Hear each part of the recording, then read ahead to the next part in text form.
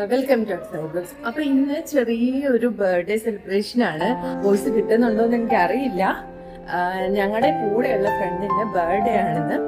അപ്പോൾ സംഭവം ഓൾറെഡി ആളറിഞ്ഞു. എന്നാലും ഞങ്ങൾ ചെറിയൊരു കേക്ക് കട്ട് ചെയ്ത് സെലിബ്രേറ്റ് ചെയ്യാന്ന് വിചാരിക്കാം.